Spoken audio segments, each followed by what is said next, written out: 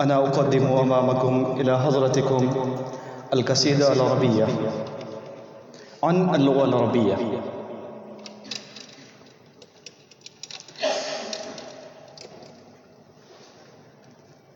أنا التي نشأت في القمم، تقول اللغة العربية: أنا التي نشأت في القمم، أنا الشموخ والإباء والشيم، أنا العطاء والسخاء والكرم، أنا التي أرفع راية القيم، أنا التي بروأتي يبتهج القلم، أنا التي ينطلق اللسان بي ويفرح النغم، أنا التي تغرد الأطيار بي ويهدل الحمام، أنا التي تمدحني ألسنة الكرام، أنا التي فقلت مهلا أوجزي واختصر الكلام، فأرعدت وأبركت وهزت السنان وشنفت بصوتها الآذان وأبركت بإطرها المكان وانطلقت وتقول: أنا التي أخاطب القلوب والعقول، أنا التي أخاطب القلوب والعقول، أنا أغرس الأزهار في الحقول، أنا أنصر الإبداء في الجبال والسهول.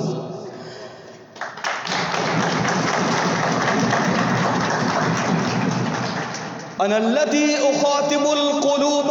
والحقول، أنا أغرس الأزهار في الحقول، وأنا أنصر الإبداء في الجبال والسهول، أنا التي شرفني بحبه الرسول صلى الله عليه وسلم، أنا التي أطرز البيان أحرك الوجدان، أنا التي تمدحني ألسنة الكرام. نعم نعم يا لغتي الحبيبة، أصبحت في بلادنا غريبة، تناوشتك لغة الأعاجم ولهجات أصبحت تهاجم، تمسرت تلبننت تخليجت تمغربت شركت وغربت وهيرت أجيالنا وبعدت وكربت. نعم نعم يا لغة القرآن، يا لغة الجمال والكمال والبهاء ولغة الصفاء، يا لغة الفردوس والجنان، لا تيأسي من فارس أسيل، لا تيأسي من فارس أسيل، تطربه سنابك الخيول والصهيل، يسقيك من وفائه ما ينعش النخيل، ينال فيك شرفا، ينال فيك شرفا